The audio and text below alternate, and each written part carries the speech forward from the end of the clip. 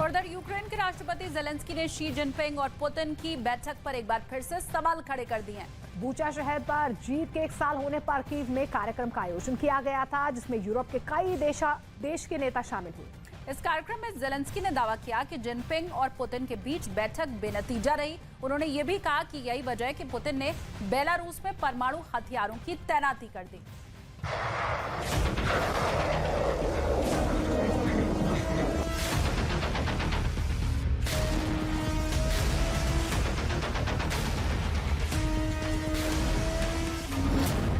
चीन के चक्कर में जेलेंस्की,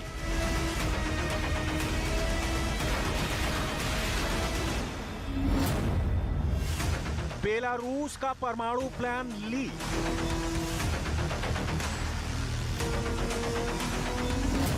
जेलेंस्की के पास पलटवार का नया प्लान। क्रेमलिन में शी जिनपिंग और पुतिन के बीच हुई बैठक की तस्वीर देख जेलेंस्की डर गए थे। उन्हें डर लग रहा था कि अब तो यूक्रेन की तबाही तय हो गई। पुतिन और शी जिनपिंग के बीच हुई बैठक, जिसे पुतिन ने खास मुलाकात बताया। अमेरिका ने दावा किया कि पुतिन और शी के बीच बड़े हथियारों की डील हुई, लेकिन अब जेलेंस्की कह रहे हैं कि शी और पुतिन के बीच हुई बैठक फेल हो गई है। यही नहीं, जेलेंस्की ने आरोप लगा दिया कि ये बैठक इस कदर फेल हुई कि पुतिन ने परमाणु हमले का प्लान तैयार कर लिया, और यही वजह है कि पुतिन बेलारूस में अपने परमाणु हथियारों की तैनाती कर रहे हैं। Росія буде розташовувати ядерну зброю на території Білорусі, говорить про невдалу зустріч з Китаєм.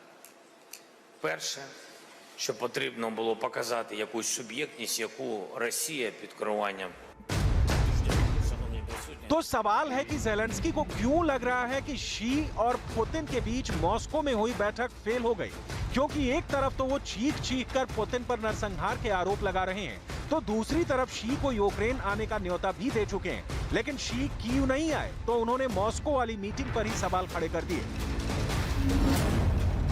तो क्या जेलेंस्की युद्ध में पलटवार का नया प्लान तैयार कर रहे हैं, या जेलेंस्की पुतिन का मनोबल कमजोर करने में जुटे हैं, या अब जेलेंस्की को परमाणु हमले का डर सता रहा है?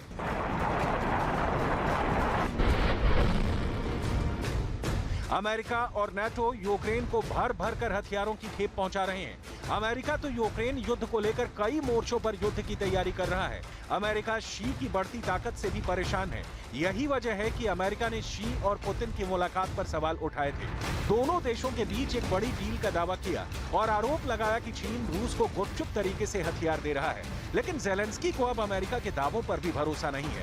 ऐसा लग रहा है कि जेलेंस्की बेलारूस में रूस के परमाणु हथियारों की तैनाती से बेहद डरे हुए हैं और दुनिया का ध्यान इस तरफ खींचना चाहते हैं। वो किस कदर डरे हुए हैं, उनके इस बयान से समझा जा सकता है। Президента Путіна повністю втратив.